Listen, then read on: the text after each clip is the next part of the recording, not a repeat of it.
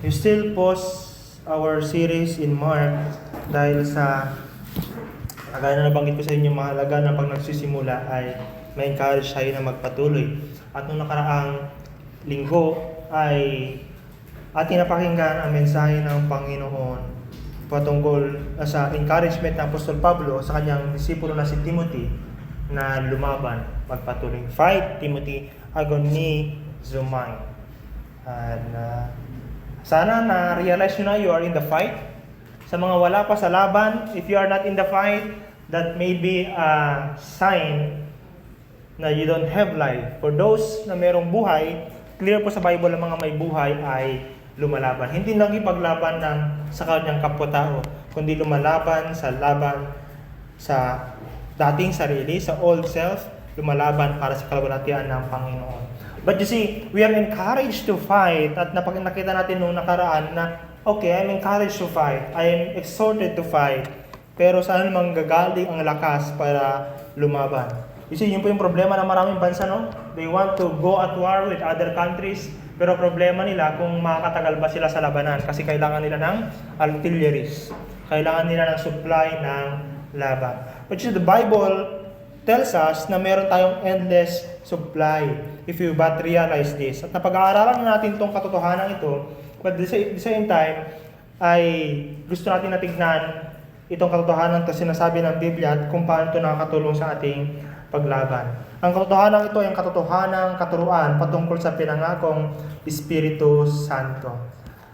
Tinignan ko siya nitong mga nagdaan, sabi ko dito kaya ng isang Sunday. So maybe 2 Sundays pa. So sakto by February, we'll go back to Mark. But you see, because you see this morning, this will be a teaching time. Doctrine, tignan natin siya sa point of view ng doctrine, but we'll hope to end up in an exhortation for us to long for more sa Holy Spirit. I will not go to the natural na ginagawa natin to expound the text verse by verse, John 16 verse 5 hanggang 15, but we'll look at it in a way na gusto ng Panginoong Jesucristo sa kanyang mga disipulo. Una, comfort kasi sila ay natatakot kasi paalis na yung kanilang master, but at the same time, that they will long for this promised helper. Sabi ni Jesus Christ, mabuti sa inyo na aalis ako kasi may darating ang taga-atulong, ang helper, ang Holy Spirit, isisugod ko siya sa inyo. So mabuti daw ang pagdating ng banal na Espiritu. At kung ito'y mabuti, the only act and response, rightful response para sa isang Kristiyano ay naisin ang pangakong Espiritu Santo. Ang Espiritong ito. At tignan natin, no, doctrinally, ang Espiritu Santo, kasi marami nagsasalita patungkol sa banal na Espiritu, pero hindi lahat ay pare-parehong ibig sabihin. Marami nagsasabi, marami naniniwala, even the Hindu and the Buddhist naniniwala sa concept ng spirit. No? Kaya sila nag-yoga because they believe in the idea of spirit. Sa mga Christian churches, marami naniniwala sa banal na Espiritu, pero magkakaiba ang ibig sabihin. May mga nagsasabi ang banal na Espiritu ay kapangyarihan lamang. May mga nagsasabing siya ay influence lamang. May nagsasabing ang Holy Spirit ay para bang espada sa kamay ng Diyos para gawin ang kanyang kalooban or instrumento para mangyari ang kanyang kalooban. Pero ang tanong, ito ba ang tinuturo ng Biblia patungkol sa banal na Espiritu? At hindi natin maaaring yung pinaniwalaan natin sa Holy Spirit ay yung logic of monotheism, isa lang ang Diyos, kaya dapat ang Holy Spirit ay ganito. At yun yung ginagawa ng marami churches. At hindi natin dapat hubugin yung ating paniniwala sa banal na Espiritu dahil sa maling practices ng ibang simbahan. Marami sa mga Christian ngayon, especially the evangelical Christian, ang takot pag-usapan ng banal na Espiritu. Pag pinag-uusapan ng banal na Espiritu, takot na yung mga yan. Takot sila because of the phenomena, sabi ni Martin Lloyd-Jones kung tawagin niya, phenomena or the excesses, yung mga sobra. Usually kapag pumunta kayo sa mga conferences na mayroong emphasis sa banal na Espiritu, meron kasi nangyayaring parang hindi, sabi natin kung pagkain sana, hindi palatable, hindi natin masikmura yung mga pangyayari. At nangyayari pa naman sila. But you know what mga kapatid, If you study history of revivals, yung mga revival, yung mga, sabihin natin, mga espesyal na mga panahon na kung saan ang banal na espiritu ay bumibisita sa mga tao, merong mga excesses.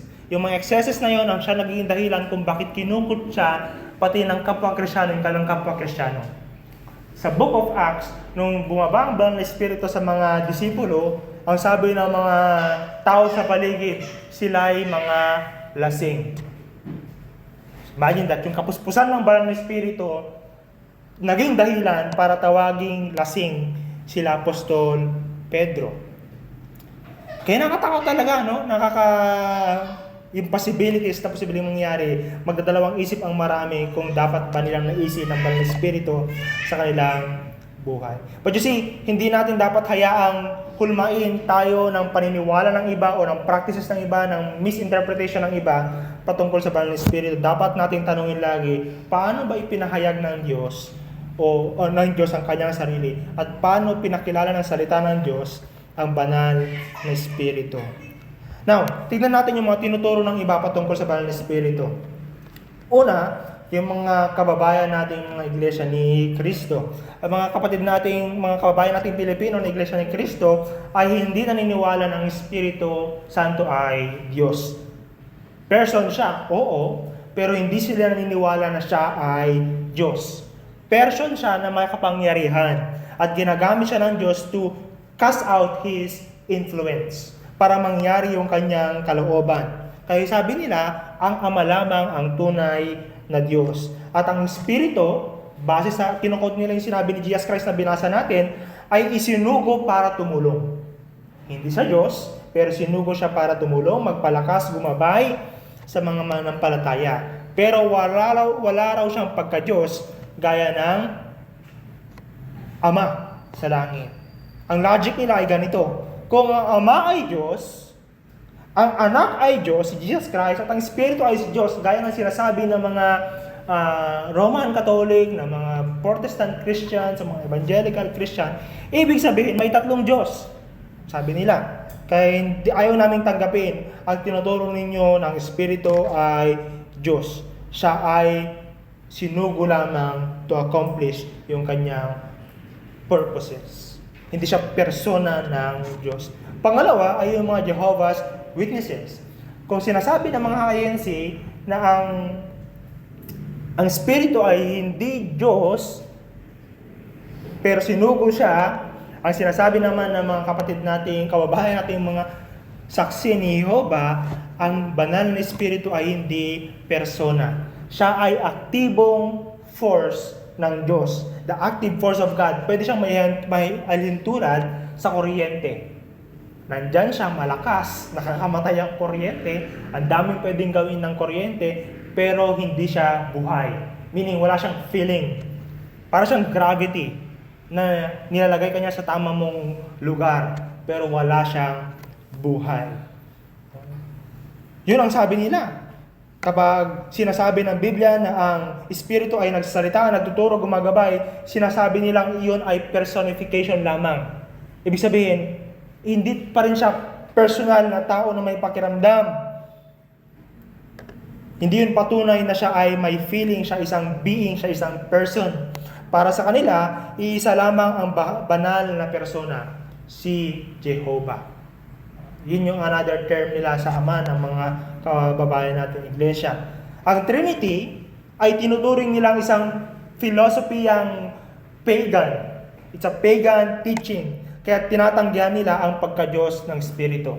Kasi once na in-accept nila ng Spirit Santo ay Diyos, then ang kanon pupunta rin sila sa paniniwala na Trinity, which is ayaw nilang paniwalaan yun. Pangatlo ay yung mga kababayan nating Church of Jesus Christ of the Latter-day Saints. Ito medyo tricky sila. Because hindi tulad ng INC at Jehovah's Witnesses, sila ay naniniwala ng Espiritu Santo ay divine. Deity. Pinaniniwalaan nila yon. Ang banal na Espiritu ay persona din. Ngunit, itinatanggi nila na ang banal na Espiritu ay isa lamang sa Ama, Anak, at isa lang yung kanilang pagka-Diyos. Para sa kanila, sila ay tatlong magkakahiwalay na nilalang o being, hindi sila nilalang na ginawa, that is being, nagkakaisa lamang sila sa layunin. Ang tawag ng mga evangelical theologian dito, mga Protestant theologian ay functional tritheism. Meaning, tatlong Diyos pero isang goal. Pero hindi na sinasabing tatlong Diyos. Ayaw nilang sabihin yun, diretsa. Hindi rin nila dinideny na ang Espiritu ay Diyos. Pero hindi nila pininiwalaan ang Trinity. Sabi nila, Diyos ang Ama, Diyos ang Anak, Diyos ang Espiritu Santo, pero hindi sila iisang Diyos. They are three different gods. Pero hindi tatlo ang Diyos. Ang tawag doon ay functional tritheism. May pagkaganito yung tinuturo ni K.L. Soriano. May halos pagkakapareha sila.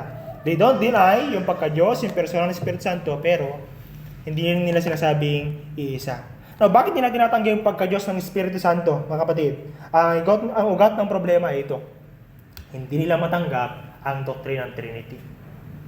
Magkakaparehas yung tatlo. They cannot accept the doctrine of Trinity because of their logic like this. Ang Diyos ay dapat isang persona lamang. Isa lamang ang Diyos. Ang Ama ay Diyos, ang Anak ay iba sa Ama, ang Espiritu ay iba sa Ama. Kung Diyos ang Anak at ang Espiritu, may tatlong Diyos. Sabi nila. Yun ang logic nila. Ngunit ito ay hindi tinuturo ng Trinity, mga kapatid. Ito ay maling pangunawa sa Trinity. Let's be clear about this. Ito yung tinuturo ng mga ninuno nating mga Orthodox Christian patungkol sa Trinity.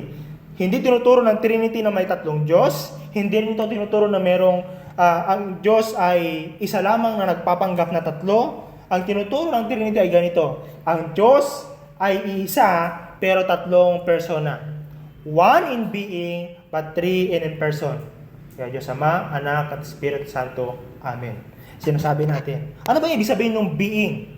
No? Yung being, lagay mo mo dyan. May next yan eh. Yeah. Ang being ay sumasagot sa kung ano siya, yung essence. Kasi sinasabi natin, ang Ama ay makapangyarihan. Ganon din yung Anak. Ganon din yung Espiritu Santo.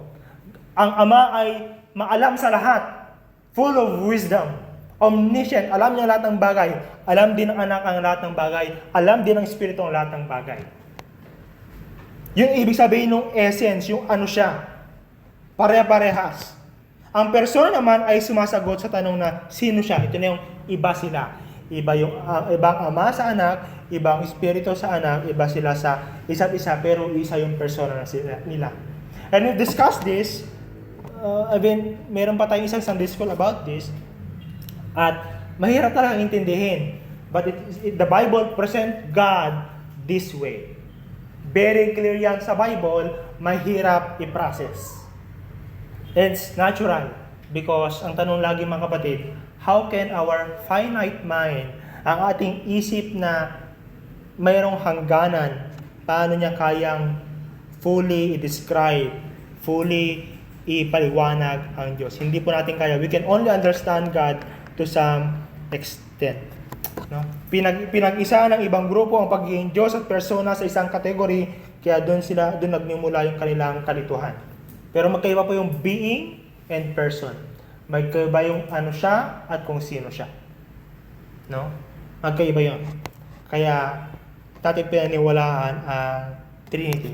Now, pag clear sa atin yung Trinity, naintindihan natin na ito yung tinuturo ng mga unang manampalataya sa Trinity. Biblical po yan, and we have no time to go sa Bible kasi meron naman tayong Sunday school na nilalaan para dyan.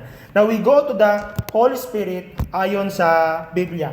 Doon sa ating binasa kanina, mismo ang Panginoong Jesucristo ang gumamit ng personal na pananalita patungkol sa Espiritu Santo. You go back to our Bible, ang sabi ng Panginoong Jesucristo.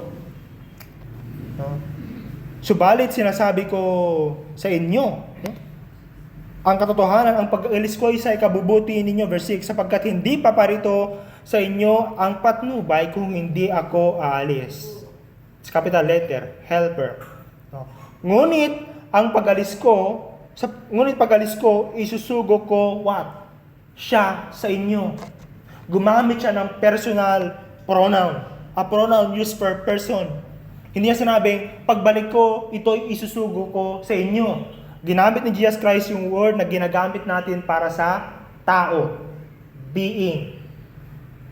Isusugo ko sa inyo. And then verse 8, pagdating niya, hindi sinabi ng Panginoon Kristo na pagdating nito.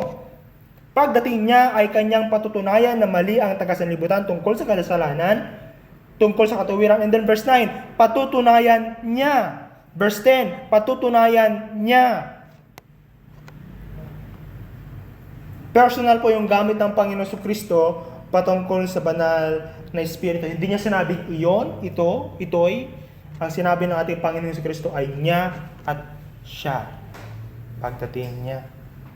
At malinaw mga kapatid, sa Biblia ng banal na Espiritu ay gumagawa ng mga bagay na tanging personal lamang ang makagawa. Meaning tao. Hindi taong nilalang, being. No? Diyos lamang yung makagawa nito. Sabi sa may Ephesians chapter 4 verse 30, huwag ninyong pighatiin ang banal, ang Espiritu Santo ng Diyos. Huwag niyong pighatiin, do not grieve the Spirit of God. Ang isang pwersa, ang kuryente, hindi po siya nalulungkot. Ang kuryente, kung hindi mo gamitin, hindi yan malulungkot. No? Ikaw, malulungkot kasi wala kang electric fan. Hindi mo i-charge ang cellphone. Pero ang kuryente, wala niyang feeling. Kung ikaw ay tumalon, hindi ma-offend ang gravity. Ang gravity ay nandyan pa rin. Pero ang banal na Espiritu, siya ay napipighati, siya ay nag-grieve. In John chapter 14 verse 26, ang sabi ni Jesus Christ, ngunit ang patnubay, ang Espiritu Santo na susuguin ng Ama sa aking pangalan, ang magtuturo sa lahat ng bagay. Ang isang force ay hindi nagtuturo. At sa mga gawa, sinabi ng apostol, sinabi ng Espiritu, ibigod ninyo sa akin sina Bernabe at Saulo para sa gawaing tinakda ko sa kanila. Yun yung panahon na sila Apostol Pablo ay sinugo para mangaral ang salita ng Diyos sa atin, mga hindi Hudyo, no, sa ibang bansa. At sino nagsalita? Ang sabi ng Panginoon, ang Espiritu ang nagdesisyon. Hindi nagdi-decide ang kuryente, hindi nagdi-decide ang gravity. At sa Roma, sabi ng salita ng Panginoon, tinutulungan tayo ng Banal na Espiritu sa ating kahinaan, lalong-lalo na sa ating panalangin. Tinutulungan tayo sa pagpe-pray. At sa unang Korinto, ang Espiritu ang gumagawa ng lahat ng ito, sabi ng Apostol Pablo, at ipinagkaloob niya ang mga kaloob ayon sa nais niya. Sabihin, may pagnanais ang Banal na Espiritu. Walang sino mang pwedeng magdikta sa Banal na Espiritu. Ang kuryente pwede natin diktahan. Patayin mo yung fuse, hindi yan dadaloy. Tanggalin mo sa saksakan yung rice cooker, hindi na magluluto. Pwede natin kontrolin. Pero ang Banal na Espiritu, hindi siya yung nakokontrol. In fact, siya yung nagdi-decide. Sabi niya, i-separate niyo sa akin si Paul at si Barnabas. Sila isusuguin ko upang mangaral ng aking mga salita sa mga hentil. Nagdi-decide ang Banal na Espiritu. At clear mga kapatid, na ang Banal na Espiritu ayon sa Biblia ay isang persona. Is a person. May feeling, nagdi-decide, walang nagdidikta. Ang Banal na Espiritu ay Diyos. Now, sa New Testament yun. Merong tinuturo ang Biblia sa Old Testament patungkol sa Banal na Espiritu. Dapat nating maintindihan ito mga kapatid. Sa Hebreo, ang salitang ginamit sa Banal na Espiritu or Spirit ay ruwak. Ruwak. Hindi alam kung silent K ito. Pero nung binanggit nung kakilala ko ay ruwak. Na nangahulugang hininga, breath of God, hangin at Espiritu. Pwede yung ruwak ay hininga, breath. Pwede rin siyang hangin at Espiritu. Kaya kung babalikan nyo mga kapatid yung Genesis chapter 1, and the Spirit of God is hovering about in the place. Binabalot ng Espiritu ng Diyos ang lugar. And you see, kapag nagsalita ang Diyos, nagkakaroon. And therefore, yung ibig sabihin ng ruwak mga kapatid, sa Jewish and Hebrew understanding sa Old Testament, ito yung presensya ng Diyos na nagbibigay buhay at kumikilos. It gives life and it moves. That's why in the Old Testament, meron ng Espiritu na banggit. Ang Espiritu ng Diyos ang nagbigay kakayahan kay Joseph the Dreamer na magpaliwanag ng panaginip. Ang Espiritu ang nagbigay kakayahan kay Bezalel, yung hindi ko alam kung architect siya or civil engineer ng temple at that time, or interior design. Kasi yan ang design sa templo. Ang Espiritu ng Diyos ang nagbigay ng wisdom, ng katalinuhan, ng artistry kay Bezalel upang magawa niya ng maayos at excellence yung kanyang trabaho sa templo. Sa may Exodus chapter 31 yan.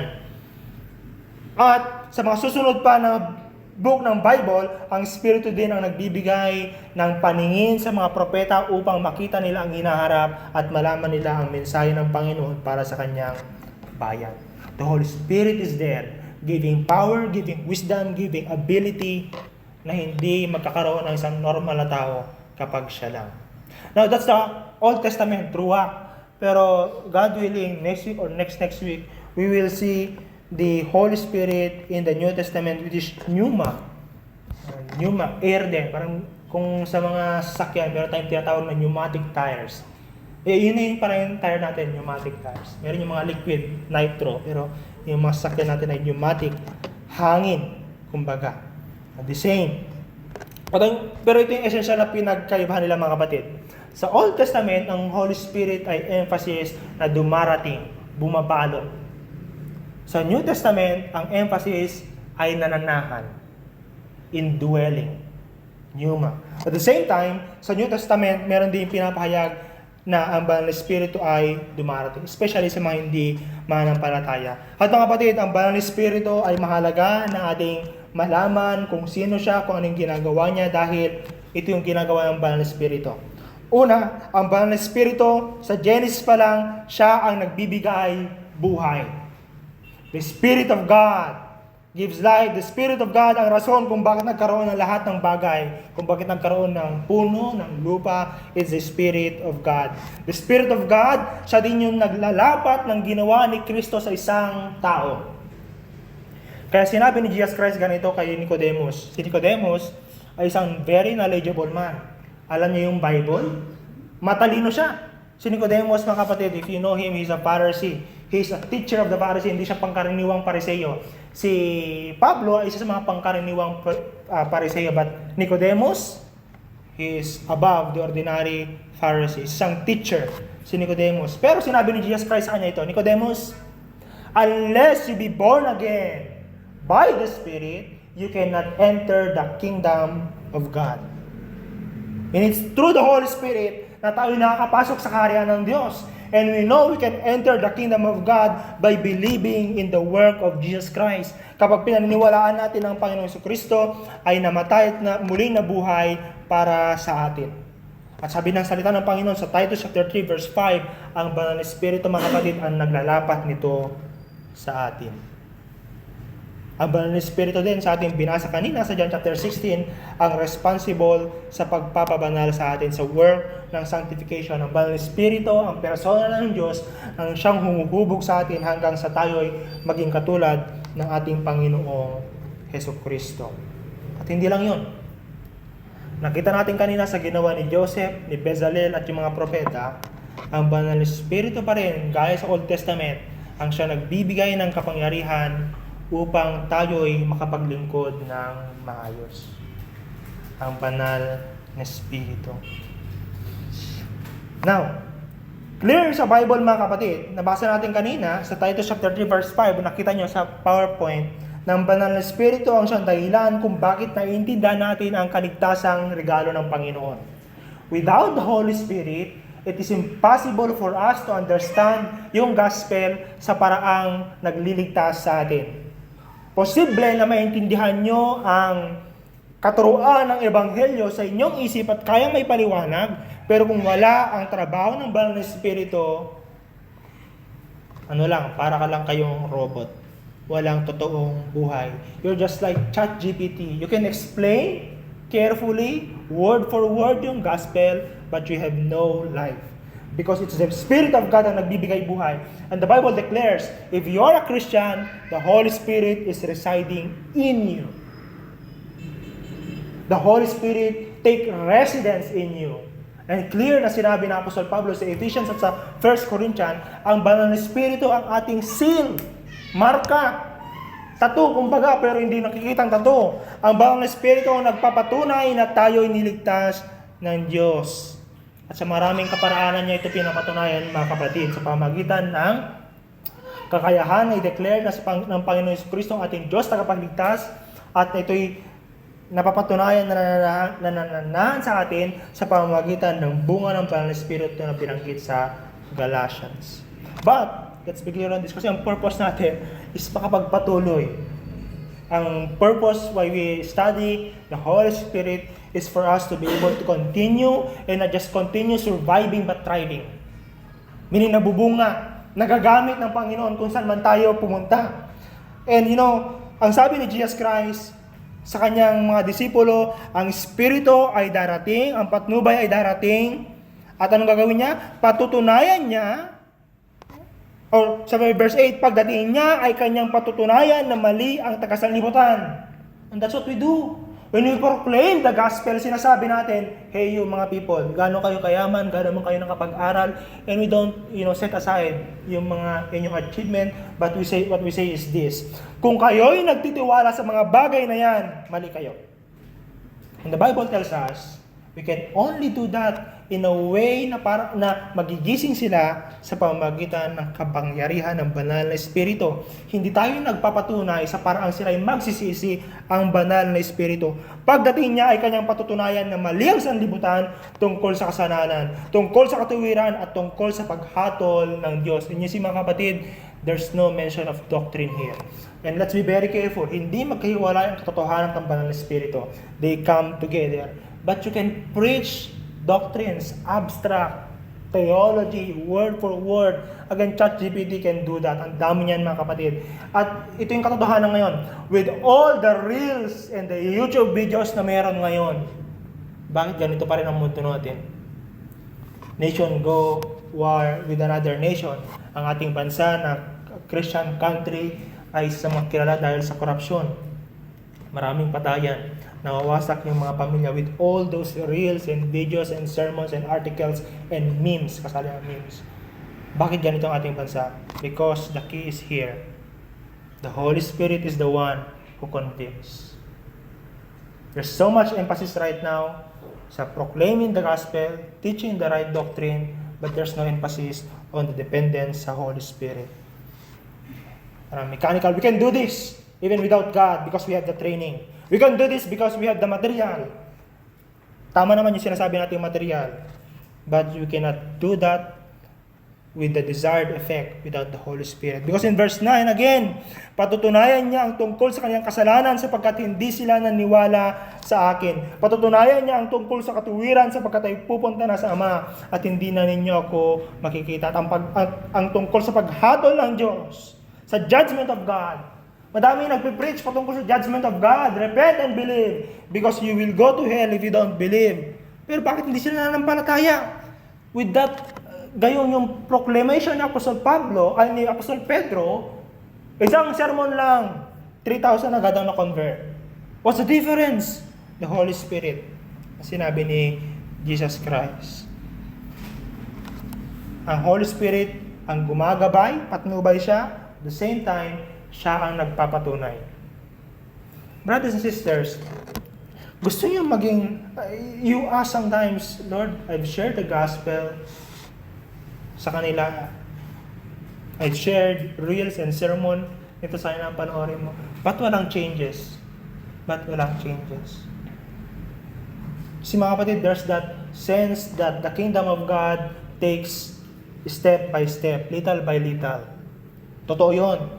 Pero totoo din na without the aid, the sustaining grace, the power of the Holy Spirit, you cannot achieve anything worthy for the glory of your Master. So sinasabi nito sa atin mga kapatid sa Ephesians chapter 5 verse 18 na kayo'y magpasakop sa Espiritu Santo. Ito'y sinabi ni Apostol Pablo, next one. Ito'y sinabi ni Apostol Pablo sa mga kapatid na uminom ng alak. Huwag kayong magpakalasing. No? Do not be filled with wine, but be filled with the Holy Spirit. Magkaiba yung word na ginamit sa pananahan at sa kapuspusan.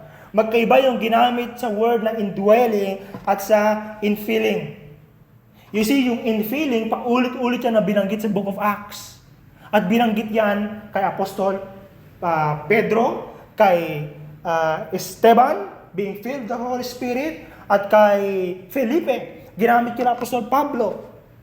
At hindi lang ginamit yan minsanan, paulit-ulit. And Steve being filled with the Holy Spirit, he saw Jesus Christ. And Peter being filled with the Holy Spirit, he proclaimed, at naulit-ulit yon nung sila'y humarap sa Sanhedrin. Hindi siya, pag nangyari sa iyo, minsan, automatic na. Patuloy na lang nangyayari yan. In fact, the Bible continue to exhort us to continually be filled. Patuloy na mapuspos ng Banal na Espiritu, mga kapatid. Ang pagiging puspos ng Banal na Espiritu ay hindi nangyayari automatic. Ito ay utos. Pinag-utos ng Panginoon, ibig sabihin, brothers and sisters, kayo ay merong responsibility to play. Sinabi ng ating Panginoon sa Kristo sa by John chapter 7, if you have your Bible, open it there.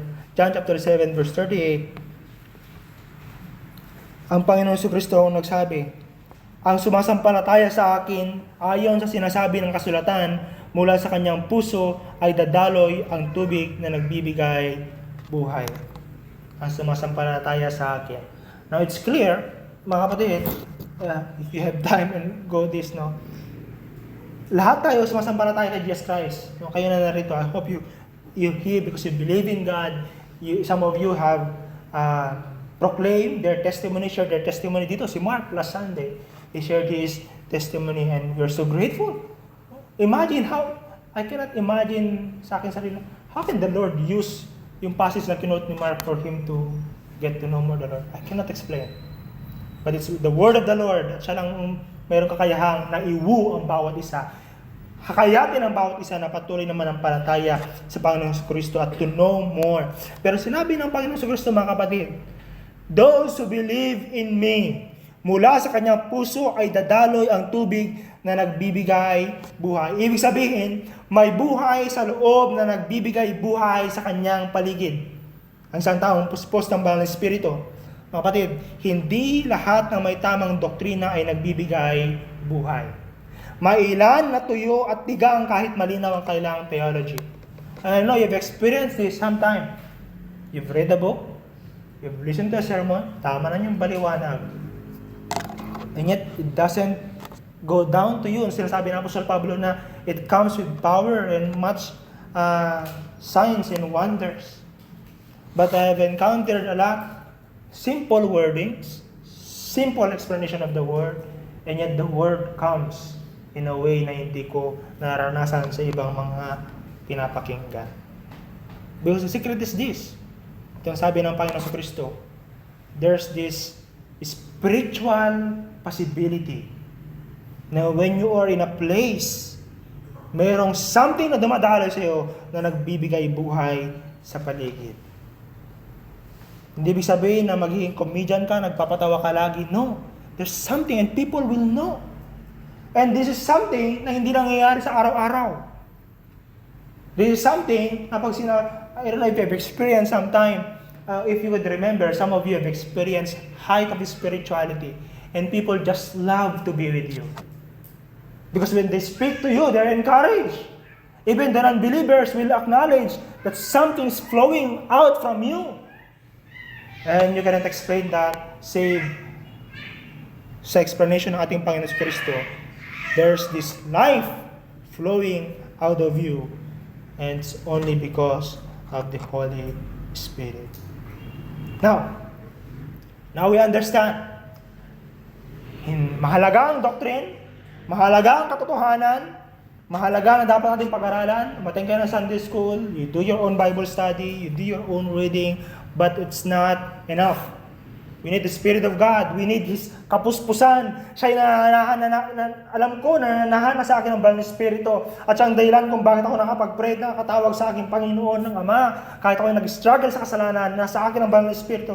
I know that. But how to be filled? And you see, sabi ng salita ng Panginoon, magsisi kayo at tanggapin ninyo ang kaloob ng Espiritu Santo. Magsisi at iwan ang mga questionable practices sa buhay. There's this story one time na isang tao na gusto, kasi nakawitness niya, napakinggan niya yung message about the possibilities when you are filled by the Holy Spirit. Mind you mga kapatid, itong message na to ay pinoclaim noong time na hindi pa sikat ang mga Pentecostal and charismatic na mga, sabihin natin, hindi tayo agree sa kanilang ilang mga teaching. These are proclaimed the time of after maybe 150 years after the mga revivals, mga early 1900s. This is story. Sabi niya, napakinggan niya yung patungkol sa Banal na Espiritu and he want to experience the power of the Holy Spirit. Sabi ng kanyang pastor, but you see in the scripture, ang Banal na Espiritu hindi niya pinupuspos sa mga taong walang ginagawa. Those who are idle, walang ginagawa para sa Panginoon, hindi sila pinupuspos ng Banal na Espiritu. So okay, he decided, meron siyang gagawin. Trabaho siya. Continually prayed for the infilling of the Holy Spirit. Ang sabi niya ulit, I've tried, I've served the Lord, but it's not there. The life that I'm looking for, it's not there. Ang sabi ng pastor, yung kilala ni J. Edwin Orr, isang Baptist preacher, sabi niya, meron kang kasalanan na kailangang isuko sa Panginoon. Meron kang mga practices na kailangang isuko sa Panginoon. So, sinuko niya. At sinuko niya, after that, you see, he's a Sunday school teacher. Under his Sunday school teaching, marami na convert ng mga bata kasi mga bata yung kanyang tinuturuan. And it's only because of the infilling of the Holy Spirit. Tayo mafe-feel ng Holy Spirit, hindi feeling na feel mo. The filled, kapuspusan ng Banal na Espiritu kapag tayo manampalataya at magtiwala.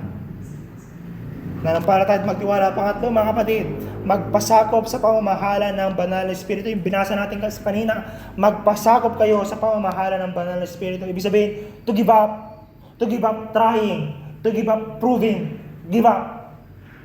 Kinanta natin kanina, take my life and let it be.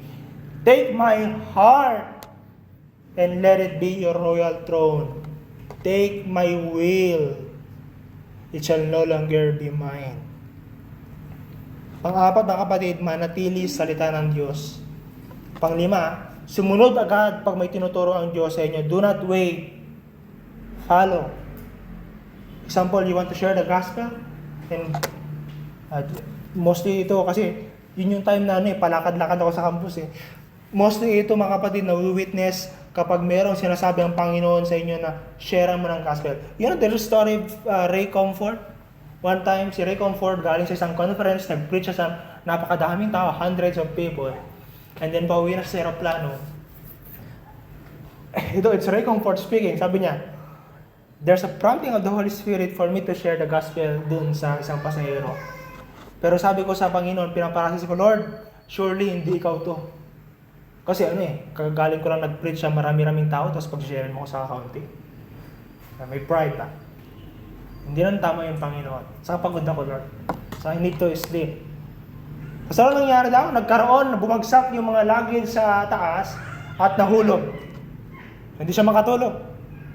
And then, he knows that time we take it as a sign from the Lord. That's a danger, no? Yung sign. Danger. Para sa atin. He took it as a sign from the Lord to share the gospel eventually. And eventually, yung na-share niya ng gospel ay Sunday school, child para siya na umalis sa simbahan. Karoon sila ng time to share the gospel, sa kanya. Pero pag mayroong prompting ang Banal na Espiritu mga kapatid, to do it right away. Mga kapatid, hindi lang to sikat sa mga kapatid natin Pentecostal and charismatic churches.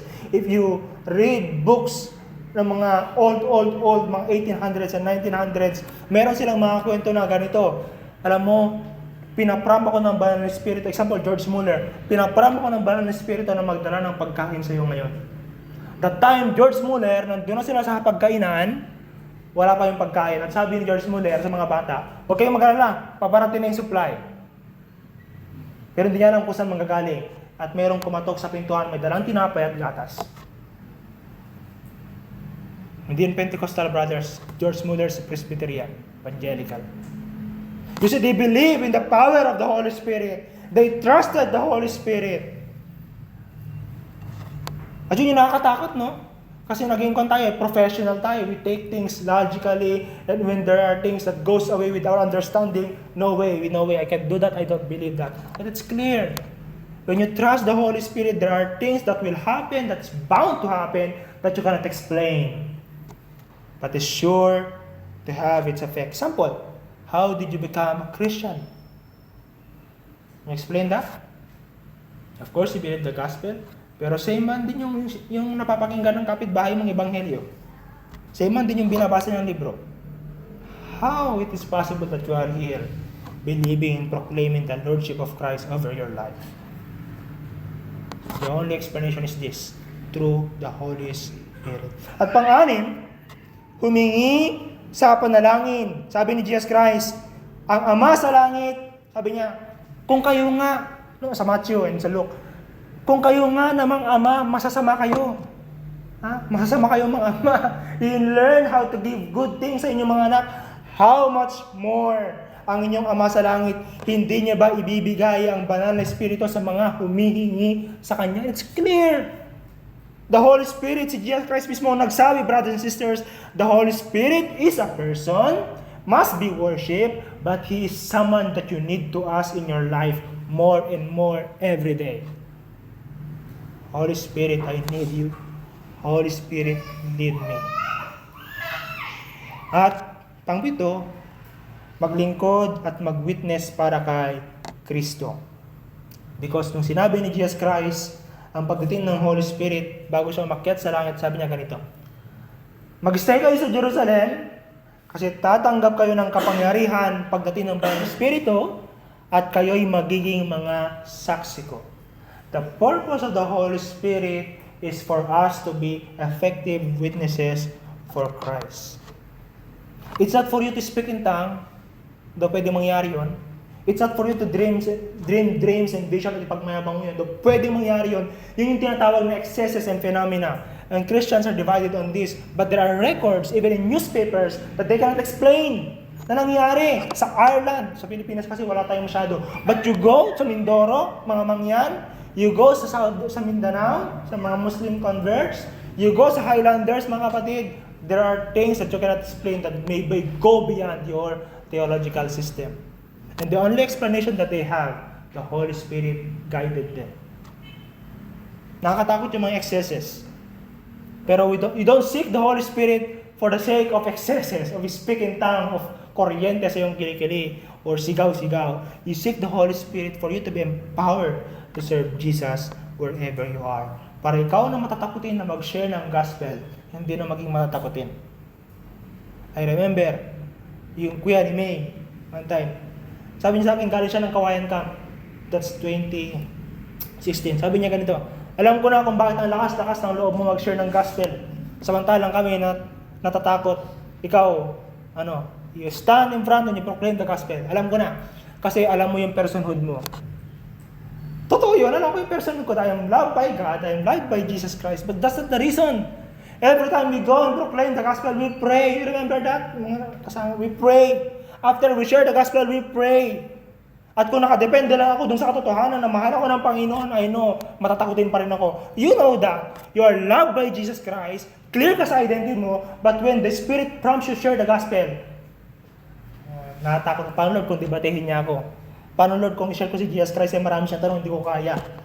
No, respond. When there's prompting of the Holy Spirit, respond. Because the purpose, sabi ni Jesus Christ, is for you to be an effective witness. Mga kapatid, ang kapuspusan ng Banal na Espiritu ay hindi lang patungkol sa feeling, kundi patungkol to sa pagsisisi, pananampalataya, at lubusang araw-araw na pagsuko sa Panginoon. And that's where it is hard.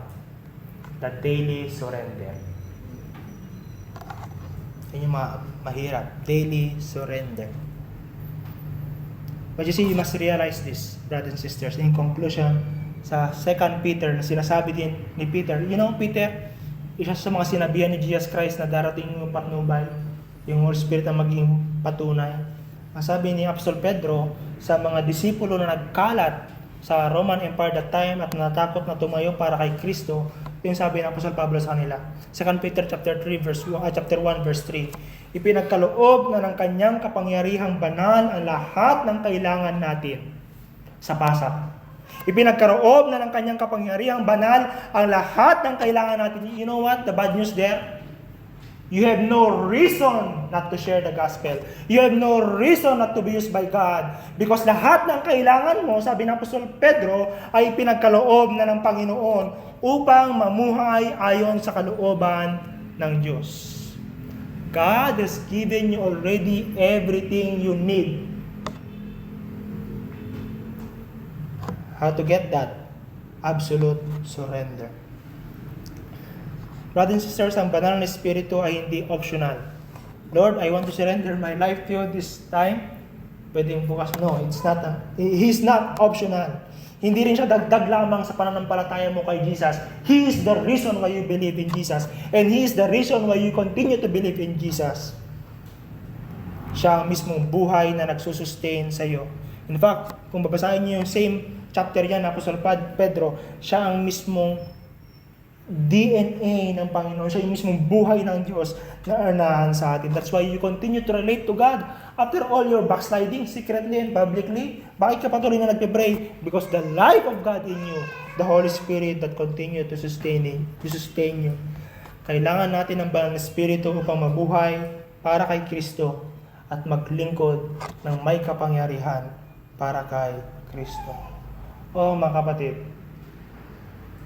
we don't want to talk about experiences, especially those intimate experiences with God. But there are possibilities para sa inyo if we but long for the Holy Spirit. And it will happen. The Holy Spirit will fill you. Pupunuhin ka, ibig sabihin, ng banal na Espiritu if you practice this daily surrender sa Panginoon and ask Him by faith.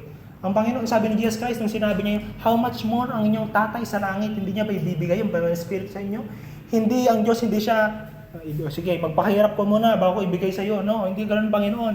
He's very much willing to give you the Holy Spirit. If you but, like a little child, how much more your Father in heaven, like a little child, surrender yourself to God. Yun mahirap. We become like a little child. Because ang dami nyo ng experiences, ang dami nyo ng alam, hindi na kayo bata. But the invitation for us to continually experience the power of the Holy Spirit is to surrender and give up like a child.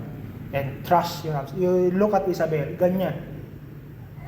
You don't seek to control, you just lean on the one who loves you and is willing to give His Spirit to you in a full measure. Pagmuni-munihan natin mga kapatid ang salitang ating napakinggan.